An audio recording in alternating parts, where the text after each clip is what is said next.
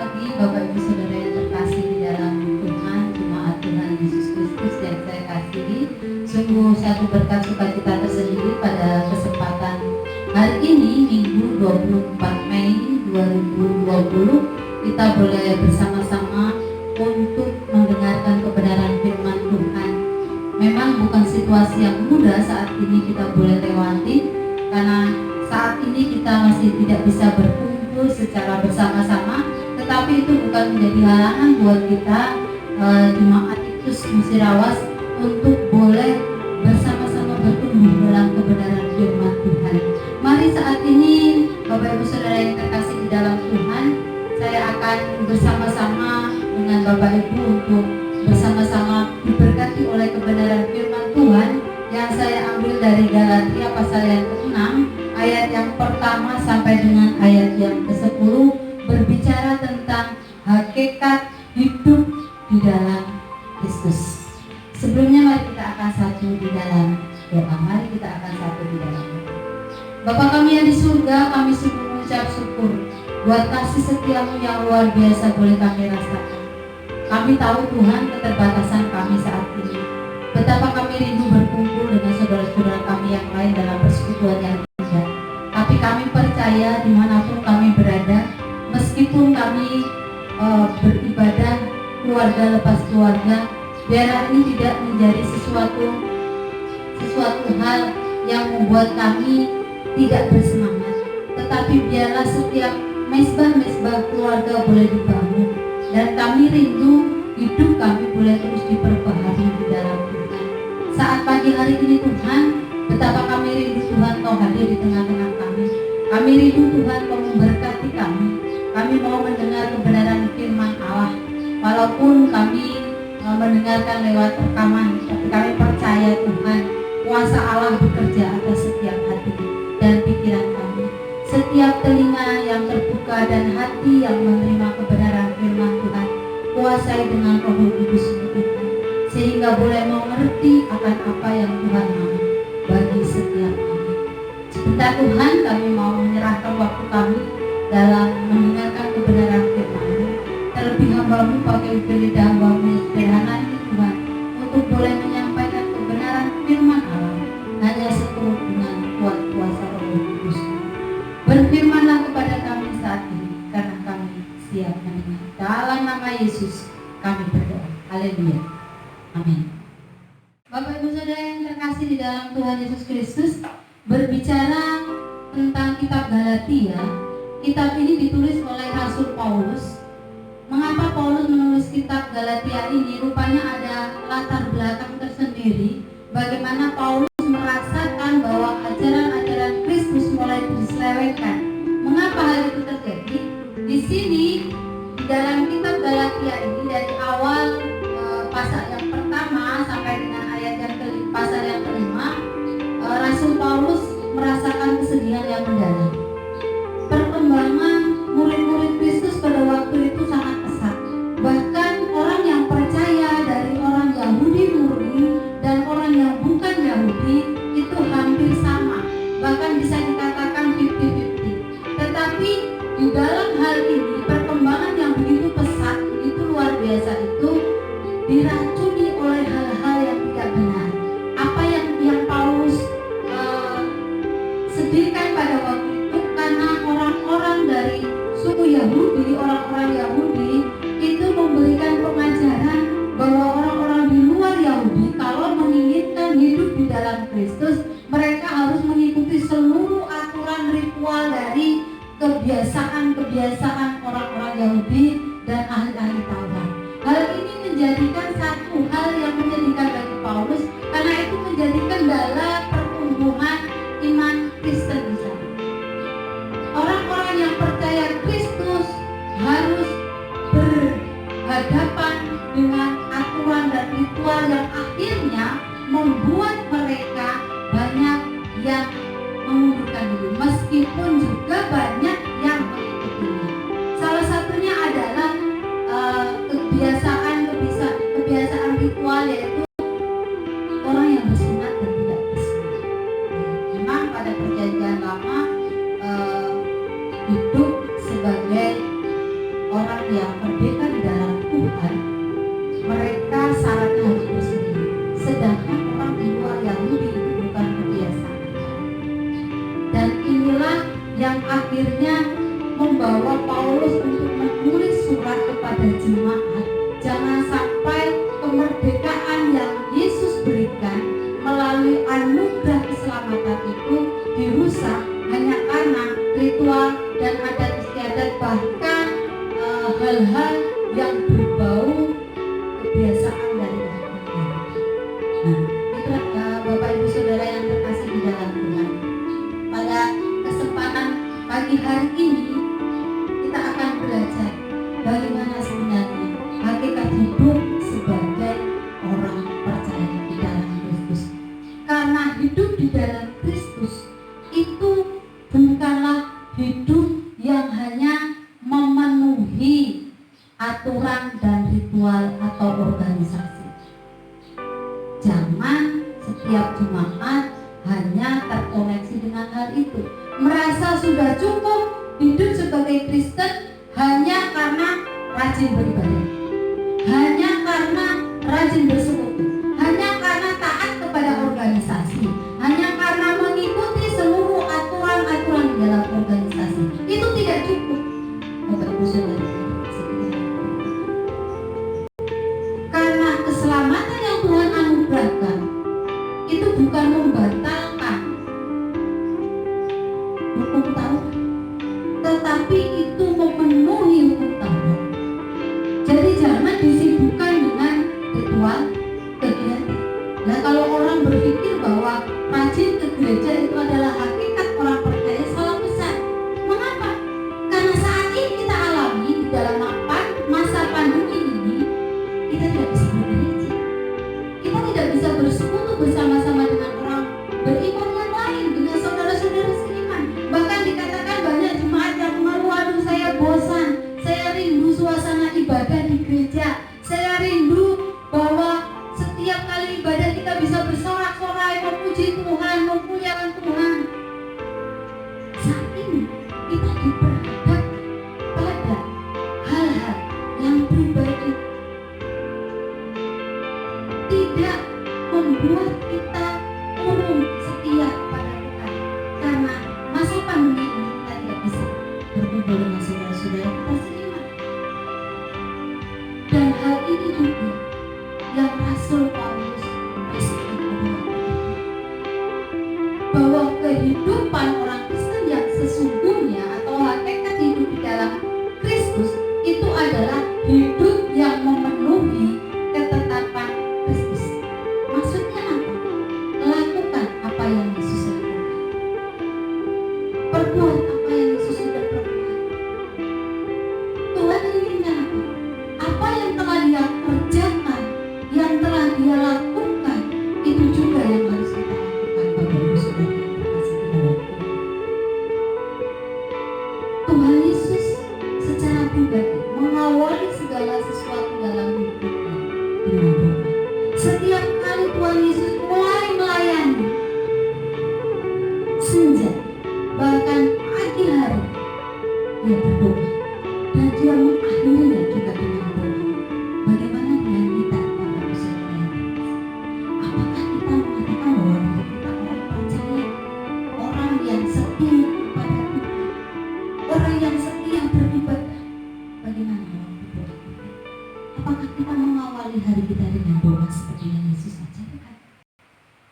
Atau kita berdoa hanya pas kita butuh, pas kita ada beban, ada masalah, baru kita ingat Tuhan? Hakikat kehidupan orang percaya, lakukan apa yang Yesus lakukan. Karena kekristenan itu sama dengan jika kita melakukan apa yang Yesus lakukan. Dan kekristenan tidak sama dengan datang beribadah atau melakukan ritual dari aturan atau organisasi. Berorganisasi tidak salah, bergereja tidak salah sama sekali. Tetapi kalau itu menjadi kendala bagi kita untuk melakukan apa yang Tuhan mau, itu menjadi salah. Karena kita mengutamakan itu daripada hubungan intim dengan Tuhan.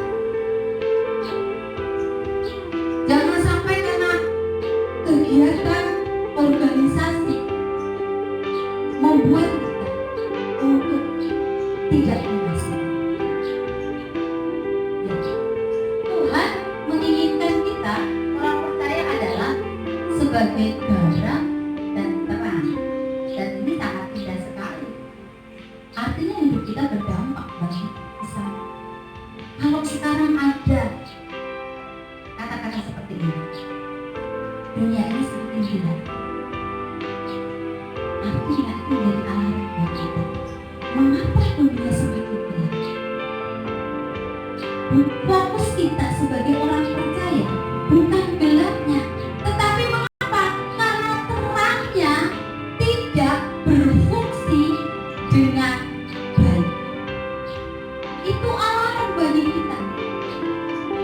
Jadi kalau dunia ini semakin gelap dengan kejahatan, pertanyaannya di mana orang percaya yang harusnya jadi terang? Itu artinya terang itu redup, tidak bercahaya.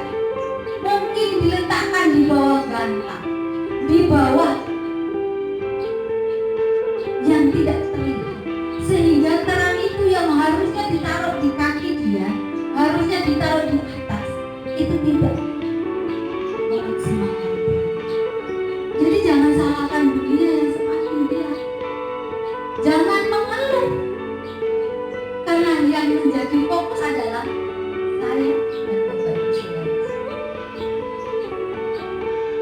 Apakah terang kita sudah berjalan? Apakah garam kita sudah menjadi dampak sehingga orang lain bisa merasakan, tidak hampa?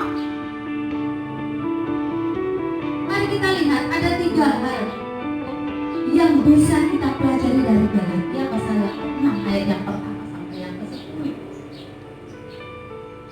Apa saja yang bisa kita lakukan sebagai hakikat sebagai orang Kristen itu?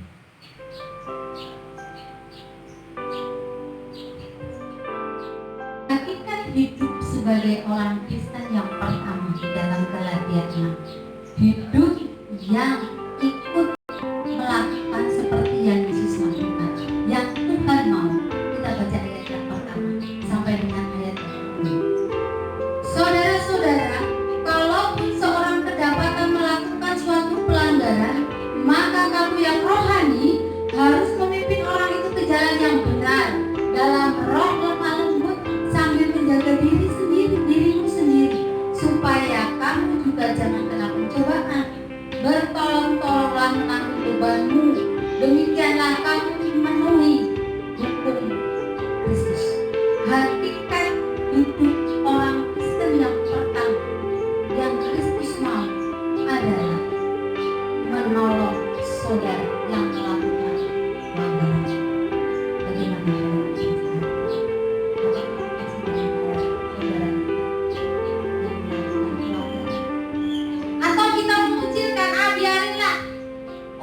dia sudah melakukan hal yang gak benar, sudah saya ingatkan tapi tetap sama, dan kalaupun sekarang dia ada dampaknya, dia harus menerima ganjarannya, yaitu hukuman dia.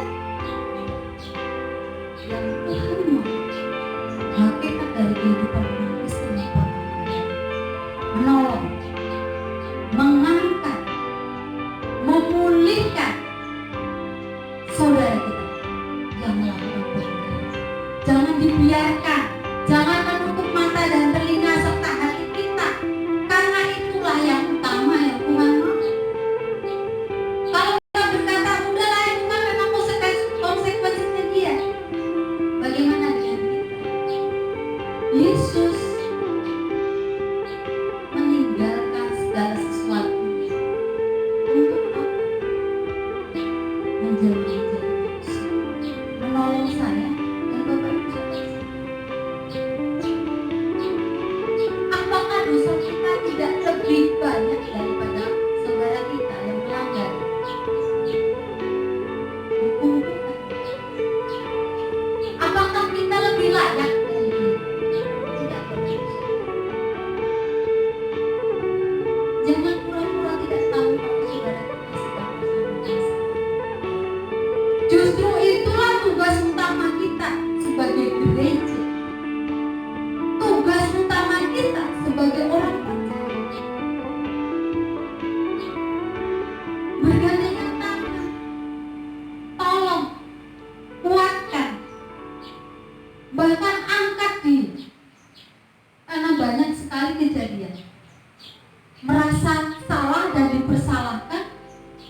akhirnya dia membuat apa? Keputusan yang tidak benar. Bisa semakin parah atau semakin meninggalkan Tuhan.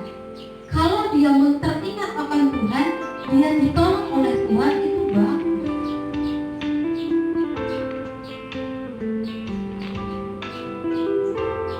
Pengorbanan Yesus itu pengorbanan yang mahal, bukan pengorbanan receh.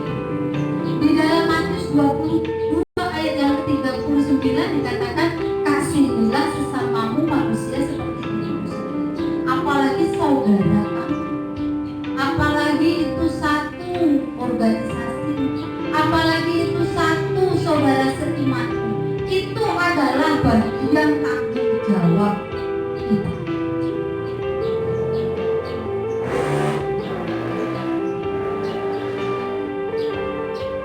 Di dalam Matius 18 ayat 22 dikatakan, berapa kali kita harus mengampuni? Apakah 1 kali, 2 kali, 3 kali? Tidak, tetapi 70 kali 7 kali. Apakah dia bersalah dengan kita? Mungkin tidak. Dia melakukannya dengan orang lain. Itu berarti kita tidak berhak menghakimi dia. Karena yang harus kita lakukan adalah mengampuni. Kita sudah diampuni oleh Tuhan. Kalau kita tidak bisa mengampuni, untuk apa? Berarti kita tidak sama dengan Kristus.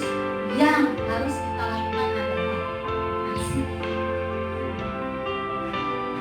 Yesus menyamai keilahian. Kalau dia Allah yang mau menjadi manusia, mengapa kita tidak mau menjadi dari manusia lama menjadi manusia baru? Manusia lama adalah manusia yang mengikuti segala keinginan daging. Di dalam pasal yang ke-5, Paulus menjelaskan, hiduplah menurut roh, bukan daging. Dan hidup menurut roh artinya memakai manusia baru, itu artinya hidup sama seperti Kristus.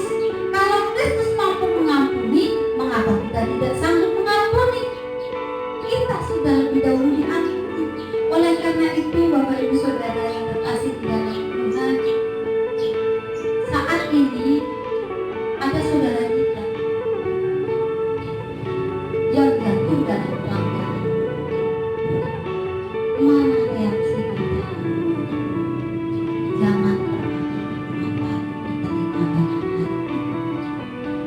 hakikat hidup di dalam Kristus bukan saat kita setiap hari ke gereja. Tidak, itu sekarang tidak bisa kita lakukan walaupun kita mau. Tetapi hakikat yang pertama adalah tolong dia.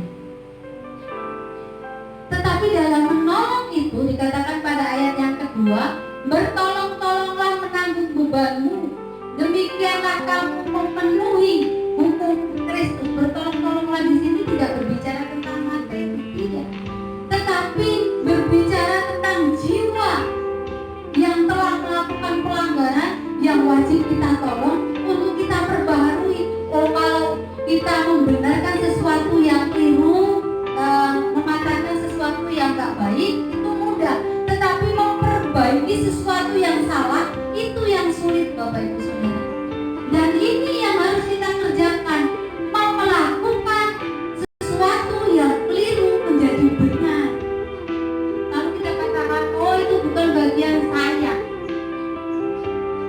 Kalau kita katakan ada Pak Pendeta, ada para perancang, saya kan cuma di hadapan Tuhan. Hidup kita itu satu di dalam Kristus. Mana ada saat tangan saya kena pisau, lalu saya katakan itu kan jari bukan mulut. Tidak, tetapi secara insting manusia tangan kanan akan menggandeng tangan. Bagaimana dengan kita? Apakah kita sudah menarik kembali jiwa untuk boleh diselamatkan di dalam itu? Gak usah jauh-jauh, cari luar negeri, cari posokan di sekitar saudara. Bapak Ibu Saudara yang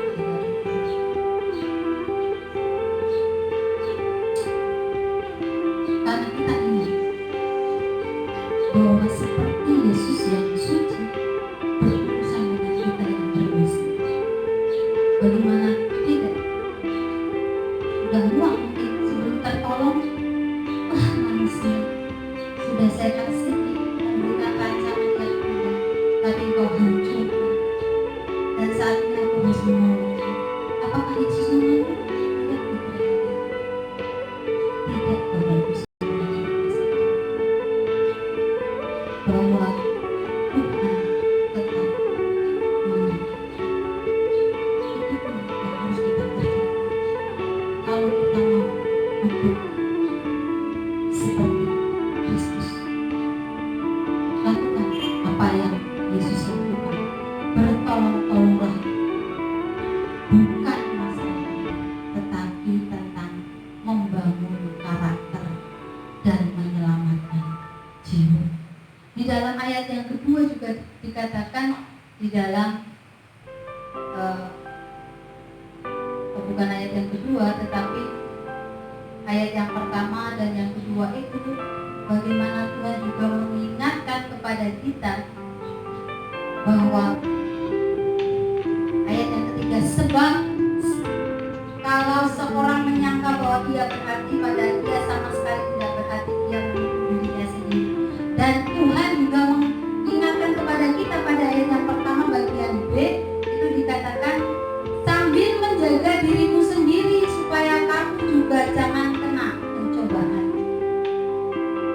Saat kita menolong orang yang bandel, orang yang sudah hancur, enggak mudah. Saya menyadari itu. Pasti terkadang kita terbawa emosi. Pasti kita sudah saya tolong, sudah saya ingatkan, sudah saya rangkul, masih aja seperti itu. Ingat, di dalam ayat yang pertama dikatakan harus memimpin orang itu ke jalan yang benar dalam roh lemah lembut sambil menjaga dirimu supaya kamu jangan jatuh kena pencobaan. Artinya saat kita membimbing orang yang saudara kita yang ada dalam permasalahan pelanggaran itu, hati-hati. Terkadang kita terbawa emosi. Hati-hati. Saat kita emosi, marah, kita juga terjebak dalam hal yang sama. Makanya Tuhan katakan berhati-hati, menjaga diri, tetap berfokus kepada Tuhan. Hakikat hidup sebagai orang Kristen yang kedua ada pada ayat yang ketiga sampai yang ke-8 dikatakan, sebab kalau seorang menyangka bahwa ia berarti padahal ia sama sekali tidak berarti, ia menipu dirinya sendiri. Baiklah tiap-tiap orang menguji pekerjaannya sendiri, maka ia boleh bermegang melihat keadaannya sendiri dan bukan melihat keadaan orang lain. Sebab tiap-tiap orang akan memikul tanggungannya sendiri. Dan baiklah dia yang menerima pengajaran dalam firman membagi segala sesuatu yang ada padanya dengan orang yang memberi pengajaran. Jangan sesat, Allah tidak mau membiarkan dirinya dipermainkan, karena apa yang ditabur orang itu juga yang akan dituainya. Sebab barang siapa menabur dalam dagingnya, ia akan menuai kebinasaan dari dagingnya. Tetapi barang siapa menabur dalam roh, ia akan menuai hidup yang kekal dari roh. Itu ya. Yang kedua, hakikat hidup sebagai orang Kristen adalah jangan merasa lebih penting dari orang lain. Jangan merasa penting jika kehadiran kita tidak berdampak. Kita kayak gini, kita merasa bahwa kita ini penting di tengah-tengah keluarga kita, jemaat, saudara-saudara kita. Padahal tanpa kita pun jemaat kita katakan, orang lain katakan yang santai aja, yang nggak ada juga nggak apa-apa. Itu artinya kita merasa penting dari orang lain. Tetapi kita menjadi penting saat kita bisa berdampak. Artinya saat kita nggak ada, orang merindukan kita dan mereka katakan, aku merindukan kasih, aku merindukan perhatiannya, aku merindukan kelemah lembutan. Di dalam ayat yang ke-8 dikatakan, sebab barang siapa menabur dalam dagingnya, dia akan menuai kebinasaan dari dagingnya. Tetapi barang siapa menabur dalam roh, dia akan menuai hidup yang kekal di dalam roh. Jadi jangan merasa berarti sedih kita berdampak dengan orang lain. Kalau kasih kita tidak terwujud hanya ucapan, itu tidak berdampak. Lakukan apa yang Tuhan mau kita lakukan. Terkadang kita terkendala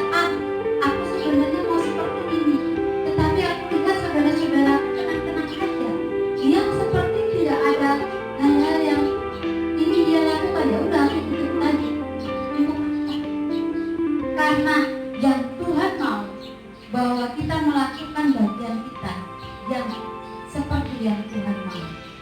Jangan terfokus pada diri sendiri. Menabunglah dalam roh. Apa itu menabung dalam roh? Karena dikatakan di sana, hidup menurut roh itu adalah hidup yang dipimpin oleh roh. Pada ayat pasal 18, akan tetapi jika kamu memberi dirimu dipimpin oleh roh, maka kamu tidak hidup di bawah hukum Taurat. Perbuatan daging telah nyata, percabulan, pencemaran, hawa nafsu, penyembah berhala dan lain-lain. Tetapi buah roh ialah kasih, sukacita, damai sejahtera, kesabaran, kemurahan, kebaikan, kesetiaan, kelemah lembutan, penguasaan diri. Supaya hidup kita berdampak, kita penting dan benar-benar penting, bukan merasa penting saat buah roh itu muncul dalam kehidupan. Dalam perkataan kita lemah lembut, dalam kasih, dalam kesabaran, dalam menghadapi situasi. Hidup kita benar-benar penting. Dan kalau katakan tanpa dia sepi, nggak ada lo, nggak ada.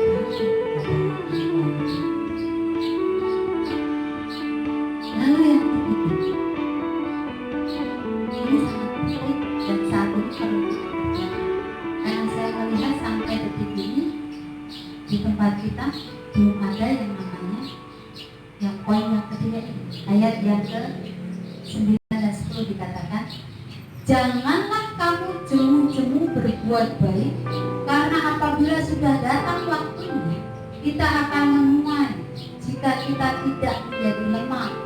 Karena itu selama masih ada kesempatan bagi kita, marilah kita berbuat baik kepada semua orang, tetapi terutama kepada kawan-kawan kita.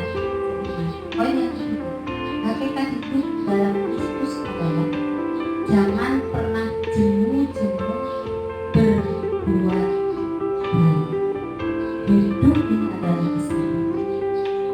Pernah gak Bapak Ibu mengalami dalam satu situasi Tuhan mengirimkan seseorang yang perlu kita bantu, lalu kita katakan itu aja. Setelah kita lewat, orang yang harus kita tolong atau kita bantu itu sudah lenyap dan tahu kemana. Lalu kita menyesal, kenapa pada waktu itu sebenarnya aku sudah digerakkan untuk menolong, tetapi aku diam sedikit bahasa. Dan aku katakan maaf, tidak bisa bantu. Jangan sampai hal itu terjadi, Bapak Ibu Saudara yang terkasih dalam Tuhan. Karena di dalam Galatia 6 ayat yang ke-10 dikatakan selama masih ada kesempatan bagi kita. Hidup ini adalah kesempatan. Saatnya kita membantu. Saya seringkali iri hati kepada gereja-gereja yang bisa mengadakan bakti sosial. Saya ini sekali bagaimana ya caranya? Karena sekalipun kita belum menggunakan, saya tidak tahu apakah ini menjadi cara yang paling efektif bagi kita saat ini, bahwa ini adalah kesempatan. Momennya sangat-sangat baik. Dampak dari COVID-19 kalau kita lihat di dalam diri kita nggak akan pernah bisa melihat melawan. Jadi jangan fokuskan kepada diri kita. Aduh, usahaku aja seret. Harusnya penghasilanku 1 bulan segini, sekarang sudah separuhnya. Bagaimana saya harus membantu orang lain? Kalau kita terus berpikir seperti itu, kesempatan yang Tuhan berikan itu akan hilang. Pergi seperti angin. Tetapi di dalam Galatia 6 ayat yang ke-9 dan ke-10, jangan pernah jemu-jemu berbuat baik. Bukan karena kita mau memberi sampai banyak juta-jutaan atau banyak barang, tetapi saat kita empati dan mau mengasihi di lingkungan